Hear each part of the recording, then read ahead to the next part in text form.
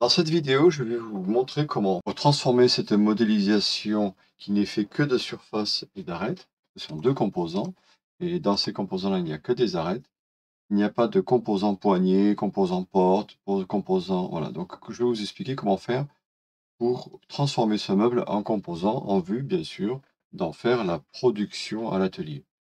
Donc, on dit qu'on a présenté ça au client. Le client a accepté le devis. Donc, on va s'attarder maintenant à faire la conception de ce meuble. Je vais supprimer la télévision, je supprime mon mur arrière aussi, et je vais m'attarder sur la modélisation de ce meuble-là. Une fois qu'il sera fait, j'en ferai une copie et que je redimensionnerai avec Fredoscale pour avoir la même conception, mais dans des dimensions différentes. Le meuble télévision que l'on voit ici, en fait, c'est un meuble qui n'est fait que de traits et de surface. Il n'y a pas de composants. Là, par exemple, si je supprime l'arrière, là, ici, on voit que il n'y a aucun autre composant, c'est tout, c'est un volume qui a été creusé et le volume a été créé, mais par contre, il n'y a pas de composant. On va commencer d'abord par sélectionner le haut. Je fais une fenêtre de sélection de gauche à droite pour ne sélectionner que le panneau du haut, et je vais créer le panneau du haut. Je pense à la lettre G de mon clavier pour appeler la boîte de dialogue qui me permet de créer le composant que je vais appeler dessus, dessous. Parce que le panneau du haut, après, j'en ferai une copie, je le mettrai en bas. Ok, à partir du moment où j'ai fait mon composant, je le masque. Vous allez comprendre après pourquoi. Je fais un clic droit, masquer. Maintenant, je cherche un point de vue où je peux avoir tout le montant droit. Et je fais le panneau droit. Je fais une fenêtre de sélection en faisant attention de ne pas prendre le pied ni la poignée. Je vais faire pareil que tout à l'heure. Je l'appelle côté, entrée. Je le masque. Moi, mon raccourci clavier, c'est Alt-GRM. Ma poignée qui est ici, je vais en créer un composant aussi. Je le masque. Ici, j'ai ma porte. Donc je vais le copier quand même parce que du coup, ça va me permettre ça me donnera le positionnement de la porte par rapport au reste du meuble. Alors je prends que la surface, le pied, qui est ici. Donc là, je fais une fenêtre de droite à gauche pour prendre les éléments et les verticales. Sinon, je prends que, en faisant une fenêtre de gauche à droite, je n'ai que la base de mon pied. Alors que là, j'en profite, j'ai la base de mon pied et le haut. Et les traits qui montent à la verticale. Et les surfaces. J'ai au clavier, j'ai mon pied, entrée, je le masque. Donc là, c'est bon. Je vais ajouter, j'aurais dû prendre le champ de la porte, ici. Donc je fais un double clic pour sélectionner le champ. CTRL X, donc ça veut dire couper. Donc là, je viens de couper ça. Et je supprime tout ça. Tout ce qui est ici, je n'en ai pas besoin, je le supprime. Je sélectionne, je supprime. Donc comme je fais un coupé du champ de la porte, maintenant je vais le mettre à l'intérieur de la porte. Pour cela, il faut que je révèle tout ce que j'ai masqué. Révéler tout. Moi, je me suis fait un raccourci clavier Alt-R. Voilà. La porte, elle est ici. Je double-clique dans la porte. Je fais coller en place. Ça va le remettre exactement à l'endroit où il était. Édition, coller en place. Mon raccourci clavier, c'est le B. C'est un raccourci que je me suis fait. Je rentre à l'intérieur du composant porte et je fais CTRL B de manière à avoir le champ de ma porte. Alors, on va faire le dessus d'abord. Donc, quand je double-clique sur le dessus, je rentre dans l'intérieur de ce que j'ai récupéré comme surface pour créer mon composant dessus. Et par contre, ça me montre le reste du modèle. Moi, j'ai fait un raccourci clavier qui me permet de masquer le reste du modèle, c'est le U, bien pratique. Et je vais maintenant terminer le composant parce qu'il y a des trous. Par exemple, il manque cette arête ici. Je vais la créer, je fais une ligne. Ça m'a permis de boucher mon volume. Ça y est, maintenant mon volume est bouché. Ici, ces deux surfaces-là, j'en ai plus besoin. Donc, je prends la gomme E au clavier. Je fais un cliquer, glisser, lâcher pour supprimer ces deux traits. Ce trait qui est ici. Je crois que j'ai un trait là aussi. Voilà. Très bien. Et je peux mettre maintenant la même matière sur les autres surfaces. Matière, c'est B au clavier. Le raccourci qui me permet d'ouvrir cette fenêtre-là. Je fais Alt, avoir la pipette pour prendre cette matière-là que je colle sur mes surfaces.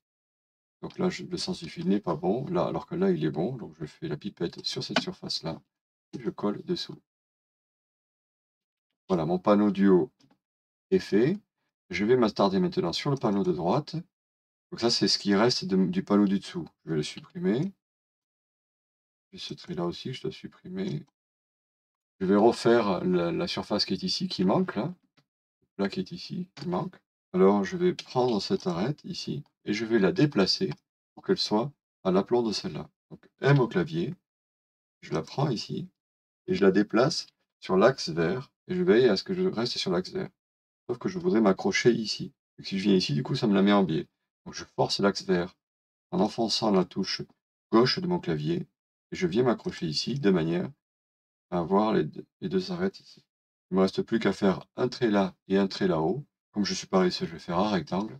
Ça sera plus vite, ça me fait faire que 2 clics au lieu de 4. Maintenant, c'est fermé en haut. En bas, ce n'est pas fermé à cause de ce petit rectangle qui est ici. Donc, je le supprime et je le ferme. Voilà. Voilà.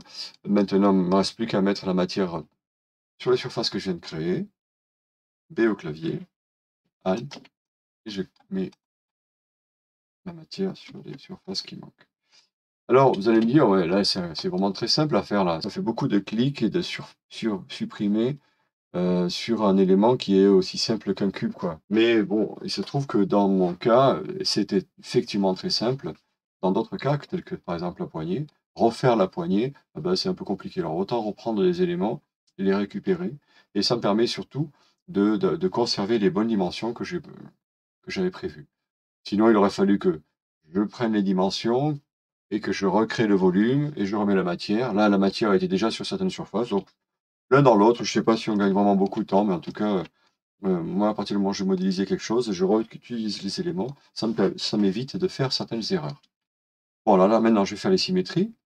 Le panneau de droit, je vais le mettre, je vais faire en symétrie avec le gauche, avec ce plugin qui est là, Curve Mirror.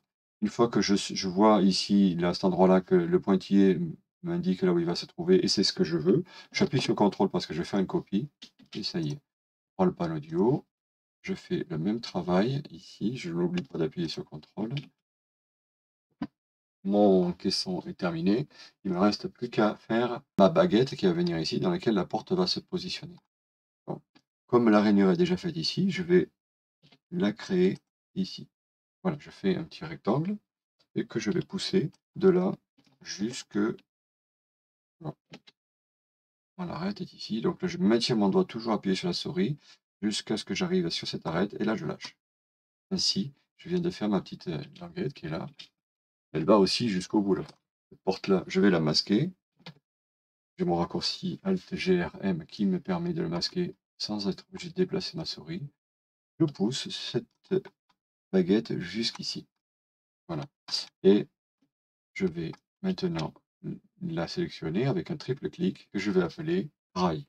Je crée. Voilà. Alors, on pourrait faire un petit chanfrein, parce que là, c'est vrai que ça fait une arête un peu vive. J'ai plusieurs manières de faire un chanfrein. Soit je fais un petit trait ici, après je pousse, je fais un petit trait ici pour faire le chanfrein et je pousse. Ou alors je copie mon arête ici à 1 mm. Je fais pareil, cette arête-là, je la copie à 1 mm ici. Je n'ai plus qu'à prendre cette arête-là et cette arête-là, les deux arêtes en même temps, et je les déplace vers le sol de 1 mm. Voilà, j'ai mes chanfreins. Maintenant, cette baguette-là, elle va rentrer dans une rainure. Donc je vais la grandir par le bas de 5 mm. Voilà. Je vais maintenant révéler la porte. Donc, je viens sur édition révéler tout. Et je vois que la porte ne se révèle pas. Je dis, tiens, c'est bizarre ça, pourtant je l'ai masqué tout à l'heure. Peut-être que je l'ai supprimé par mégarde. Alors je vais voir ici, là, dans géométrie cachée. Ah, je vois qu'elle y est la porte. En fait, elle est là, bien là, la porte. Mais il faut savoir que la porte, elle se trouve à l'intérieur d'un composant. Le composant qui est le meuble. Alors, pour illustrer mes propos, on va voir ici dans structure. Voilà. Et on voit que le meuble bas, ici, est constitué de côté, dessus. Et donc, c'est un composant qui se trouve à l'intérieur d'un composant. Donc, pour pouvoir accéder à ma porte, eh bien, il faut que je rentre dans le composant qui est le meuble bas. Je peux enlever maintenant je mets caché, je double-clique, là maintenant je suis dans le composant qui s'appelle meuble bas. Maintenant je peux révéler, donc moi j'ai raccourci Alt R qui me permet de révéler ma porte. Je double-clique sur la porte, je vais boucher ce trou, donc en déplaçant la ligne ici, et une fois que j'ai déplacé, je supprime. Et je vais maintenant pousser cette partie-là, et vous allez voir qu'en poussant, du coup, j'enlève la paroi de devant, et j'en crée une derrière. C'est normal, SketchUp, quand il pousse, il enlève, suivant si on pousse ou on tire, il enlève ou il ajoute la matière. Donc il a ajouté finalement de la matière derrière, mais il en a enlevé devant, bon c'est pas grave, hein. Je fais un trait ici, et ça y est, ma porte est faite. Ma porte, là, ici, je vais mettre un jeu de 1 mm dessous. Donc je vais pousser le bas, ici. Cette surface-là, je vais la pousser vers le haut de 1 mm. Entrée, 2. Et ici aussi, je vais faire pareil, 1 mm, de manière à avoir un jeu en dessous. Pour pouvoir soulever ma porte, il va falloir que je la soulève de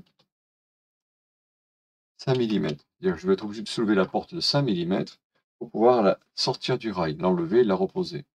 Donc là, je vais faire une languette bâtarde avec une possibilité de pouvoir justement soulever la porte. Je vais faire en haut une rainure de 6 mm.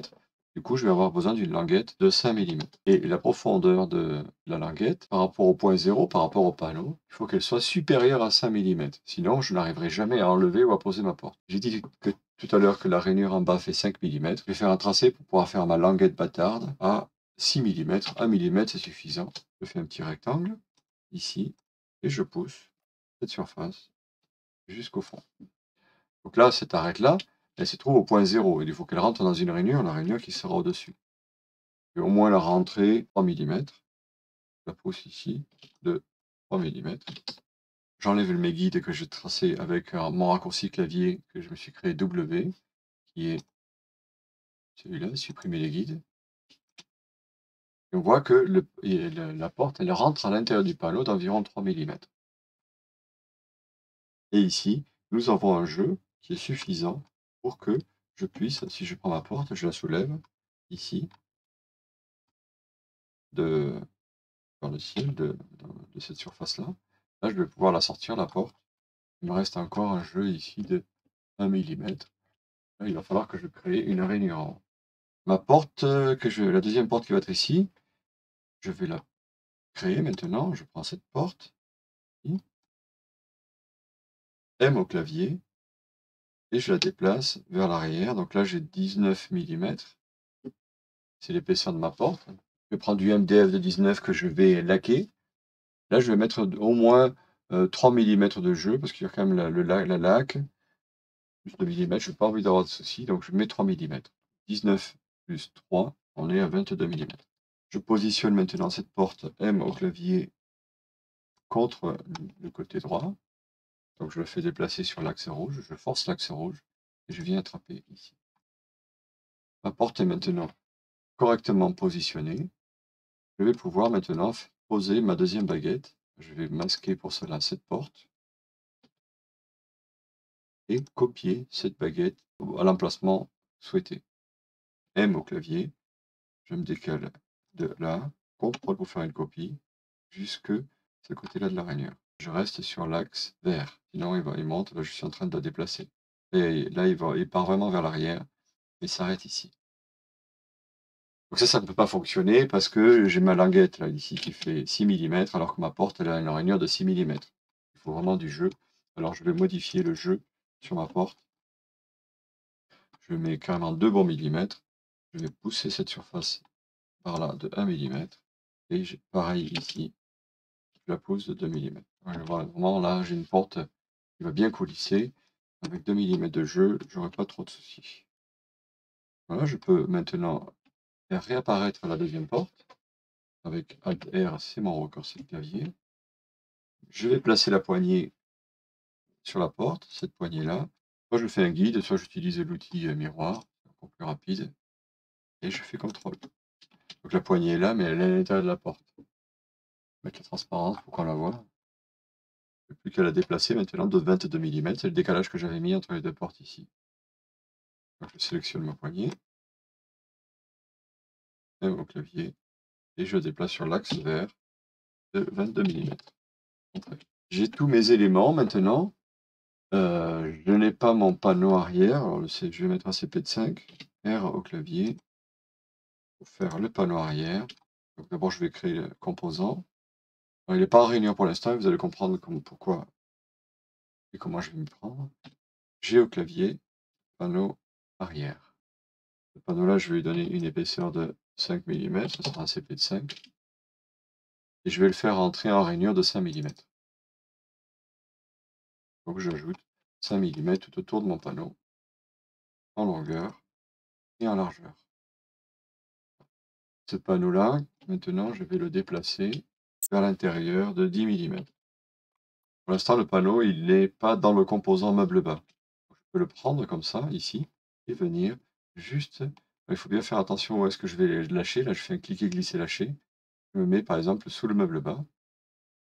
Si je fais ici, en fait, il va rentrer à l'intérieur du composant côté, là. Là, je suis dans le composant côté. Moi, je ne veux pas qu'il soit dans le composant côté, je veux qu'il soit dans le composant bas, donc je mets juste en dessous de bas et je viens le lâcher. Maintenant, mon meuble bas vient d'acquérir mon panneau arrière qui se trouve ici. Pour faire la rainure maintenant sur les côtés, sur le panneau de côté, je double-clique à l'intérieur du composant. Et là, j'ai besoin d'avoir mon panneau pour pouvoir dessiner la rainure. Sauf que si je révèle le reste du modèle, eh bien, mon dessus me gêne ici. Alors, soit je peux le masquer, de manière à pouvoir venir maintenant dessiner ma rainure ici et après la pousser. Donc là, je dessine ma rainure là. Puis au clavier, ma rainure elle est poussée. Je n'ai plus qu'à la pousser de là jusqu'en bas, l'arrêt du bas. Voilà. Donc ça, je le fais comme ceci. Je sais que j'aime bien masquer. Sinon, on peut aussi utiliser une autre méthode, consiste à se travailler avec la transparence. Donc je double-clique sur le côté, je fais U pour révéler le reste du modèle, et je travaille par transparence pour pouvoir dessiner ici mon rectangle. Et je trouve que on est un peu par transparence, on a souvent, pour moi, je trouve pas ça très confortable, bien que bon, ça fonctionne, ça m'évite de masquer, hein. Je viens ici, quand je peux afficher ou masquer, pouvoir après dessiner mon rectangle ici. Maintenant qu'il est dessiné, mon rectangle, je peux enlever le masquage et je pousse. Pour ceux qui sont habitués à travailler comme ça, effectivement, ils se font un raccourci clavier avec transparence. Moi, je n'utilise pas beaucoup cette méthode. Je préfère masquer les éléments et voir vraiment. Voilà, c'est une question d'habitude, je pense. Voilà, donc là, le montant droite et gauche sont rainurés. Je vais maintenant faire mes rainures sur le panneau du bas. Double-clic sur le panneau du bas. Et donc là, ce que je peux utiliser comme technique, c'est l'intersection des faces avec le modèle. Par exemple, je fais un clic droit, intersection des faces avec le modèle. Ça veut dire que dans le modèle, ici, il y a 2 pièces plus une troisième derrière, c'est le panneau plus les 2 rails. Et donc, il va me tracer le contour de ces pièces à l'endroit où les pièces pénètrent. Intersection des faces avec le modèle, voilà. Et du coup, vous voyez, ça m'a tracé directement la rainure. Donc, même l'emplacement du côté. Alors ça, je peux le supprimer, puisque je n'en ai pas besoin. Et je peux venir pousser mes rainures, donner la profondeur. Je pousse cette surface vers le bas de 5 mm. C'est la valeur que j'avais donnée tout à l'heure. Et ici, par contre, je vais donner 6 mm parce que je veux mettre un peu de jeu dans mon panneau en rainure. J'ai rajouté 5 mm, donc c'est-à-dire que le panneau il rentre de 5 mm, la rainure je la fais de 6 mm, j'ai un peu de jeu. Ici, ah, où je suis là, alors je clique sur la loupe, voilà. En fait, la rainure, faire une rainure comme ça arrêtée, c'est super embêtant, hein. Donc je vais effectivement la faire et après je vais plaquer mon champ. Donc ça va donner quelque chose comme ça. Voilà, je vais faire pareil de l'autre côté. Je vais masquer les composants similaires. Comme ça, je n'ai que ce composant-là sur mon écran. Voilà, donc là, je fais pareil ici. Donc en fait, ce sont des rainures qui seront débouchantes et qui seront replaquées après au moment où je plaque mon champ. Voilà. Donc mes rainures en bas sont faites, mais il se trouve qu'en haut, j'ai des rainures aussi, sauf qu'elles ne sont pas au bon emplacement. Là, je n'ai pas une rainure, mais j'ai une languette bâtarde. Donc je suis obligé de rendre unique mon panneau du haut pour pouvoir modifier l'emplacement, la position de ces 2 rainures. Donc je vais d'abord sélectionner les 2 rainures. On peut se mettre en transparence pour bien les sélectionner. Voilà. Je sélectionne uniquement les 2 rainures. Ça y est, elles sont sélectionnées. Je vais les déplacer maintenant. Je fais U au clavier pour afficher le reste du modèle. Je peux enlever la transparence, j'en ai plus besoin. M au clavier, donc l'arête, elle va passer de là à cet endroit-là. Je veille bien être sur l'axe vert, donc je force l'axe vert pour être sûr d'être au bon endroit. Voilà. Voilà, donc c'est terminé. C'est le il me manque les pieds. Il me semblait les avoir créés, les composants tout à l'heure, mais j'ai dû faire une bêtise. Donc bon, c'est pas grave, je vais les faire maintenant. C'est pas très compliqué à faire un pied de 60 par 60 d'une hauteur de 80. Bon, ça va être G au clavier. Et je vais la placer à 25 de là et 25 de là. Voilà. Mon pied est terminé. Je vais lui mettre la matière. B au clavier. J'enfonce la touche Alt pour avoir la pipette. Et je mets ma matière sur le pied. Maintenant, j'utilise le tuyau miroir. J'utilise le plugin et miroir. J'enfonce la touche CTRL pour faire une copie par espace. Je sélectionne l'autre pied. Donc j'ajoute à ma collection en enfonçant la touche CTRL. Maintenant, je fais le miroir sur cet axe. Ici, je vais attraper le milieu. Ici, dès que j'ai le milieu, j'enfonce la touche CTRL pour être sûr de faire une copie. Et mes 4 pieds sont placés. Alors, je vais mettre une séparation verticale là, derrière. Cela, je vais masquer en arrière. Séparation verticale, je vais la faire ici. R au clavier. Elle va toucher le panneau ici. La profondeur, elle est bonne. La largeur ne me convient pas. J'ai fait au pif, hein. Donc, je vais mettre 19 mm. Entrée. Maintenant, il fait 19 mm. Je la pousse vers le haut. Pour avoir la bonne hauteur, je m'accroche à cette arête. Je fais un lâcher sur cette arête. J'ai ma séparation verticale qui n'est pas encore placée pour l'instant. Je vais la placer correctement après. Triple clic pour sélectionner ma séparation. J'appelle la boîte de dialogue avec le raccourci G de mon clavier que j'appelle séparation verticale. Je la déplace maintenant pour la placer au bon endroit. Donc, je m'accroche ici sur le milieu, M au clavier. Je m'accroche sur le petit bouton violet. Je déplace sur l'axe rouge, donc je force l'axe rouge et je viens attraper le milieu ici, sur l'arête ici par exemple. Maintenant, ma séparation, elle est bien au milieu. Par contre, là, je vais peut-être mettre un peu de jeu, là, parce que là, je vois que la portée risque de frotter un peu.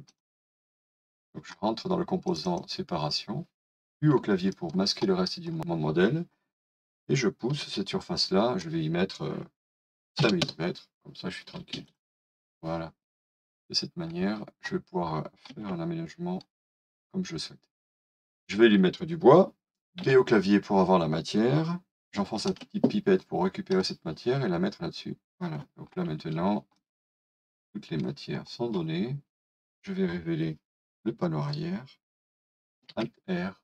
Voilà, tous les composants de mon meuble bas sont faits. Je vais mettre ici des lamellos.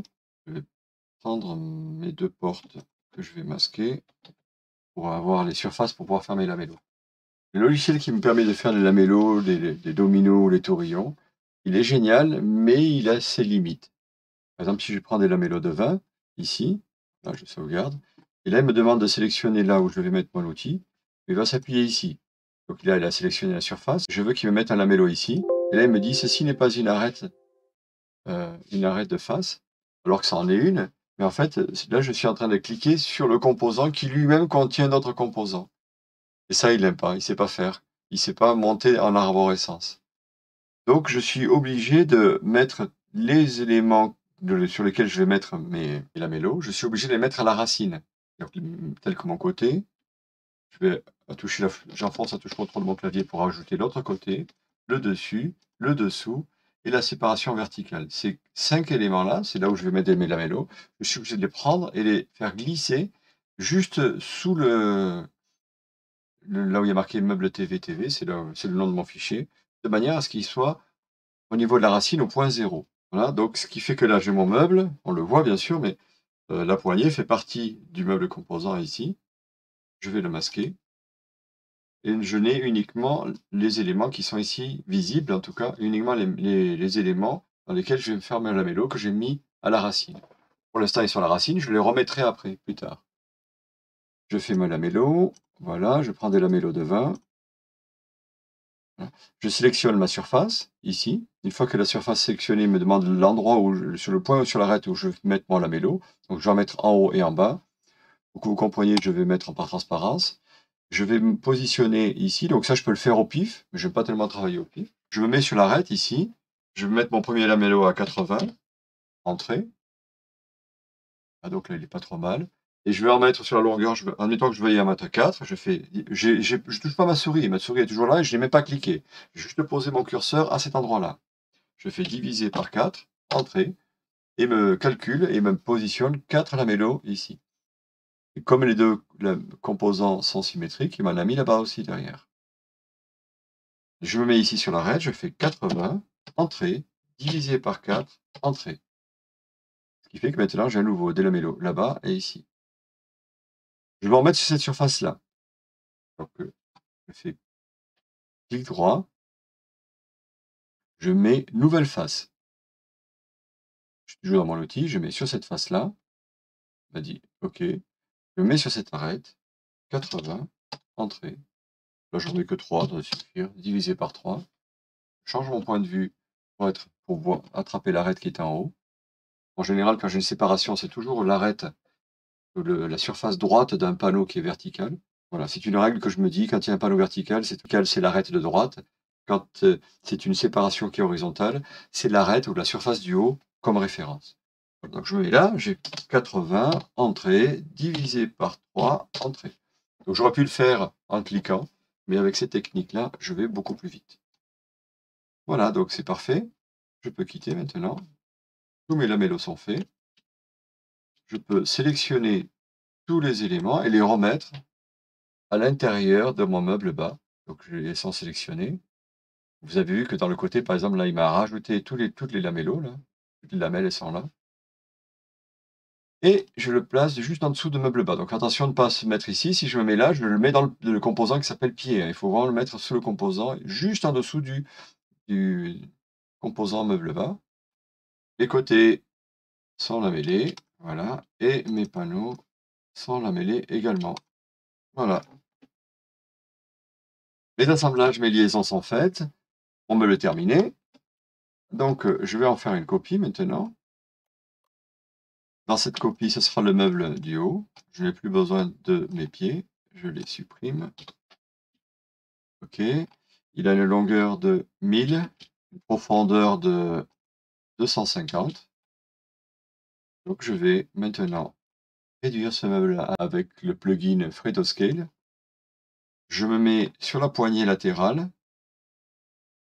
Ici, je veux qu'il y ait 2 panneaux, un là et un là. Donc, j'appuie sur la touche CTRL pour le déplacer, de manière à ce qu'il m'élargisse de manière bien précise et symétrique. Je me mets sur le petit bouton, j'appuie sur la touche Alt du clavier et je rentre 1000 mm. Entrée. Au niveau de la profondeur, je vais faire la même chose avec ce plugin. Je me mets sur la poignée de devant et je force la touche tabulation et j'écris 250 puisque c'est la profondeur du meuble que je souhaite. Je la mesure et au clavier, j'ai 243, c'est normal parce que la poignée elle dépasse un peu. Donc je rajoute 7 mm. Je me mets sur la poignée ici, sans cliquer, j'appuie sur tabulation, 257, entrée. J'ai maintenant un meuble qui fait bien 250. Par contre, au niveau des lamellos, je vais avoir des soucis, je pense. Et là, je vais supprimer un lamello sur deux. Bon, je vais laisser comme ça, hein, c'est pas bien grave, c'est juste pour que dans ma fiche de débit, il me commande pas des lamellos en trop, hein. Là, en fait, j'en ai besoin que de 2 plutôt que de 4. Et là, moi, j'ai 2 composants là, ici. 1, 2. Voilà, donc j'ai 4 lamellos dans chaque liaison à côté. Voilà pour mon paladin. Voilà pour ce meuble-là. Là, j'en ai plus besoin. Ce composant-là, je vais l'appeler meuble haut. Donc je vais lui redonner un nom, info sur l'entité, et là je l'appelle meuble haut. Meuble bas, meuble haut, ils ont tous les mêmes composants, sauf que sur le meuble bas, j'ai plus de lamellos que sur le meuble haut. Voilà, mes deux meubles sont modélisés avec la bonne conception. Je vais rajouter son arrière. Donc c'est important de venir dans la structure pour bien savoir si le meuble est bien structuré, si on a bien tous les éléments et s'ils sont bien classés et rangés au bon endroit. Cette fenêtre-là est très, très pratique, surtout pour, bien ranger et classer les éléments quand on a des meubles qui sont un peu compliqués. Il convient de bien hiérarchiser. Bon, c'est génial parce que ça permet de bien hiérarchiser, mais par contre, quand on utilise l'outil, des lamellos, domino, eh bien, je suis obligé de les mettre à la racine. C'est un peu l'inconvénient de ce plugin. Voilà, je vous remercie. La prochaine vidéo, on va voir comment utiliser le plugin OpenCutList qui va nous permettre de définir des matières et de faire la fiche de débit, faire le calcul de coût matière. Allez, à bientôt!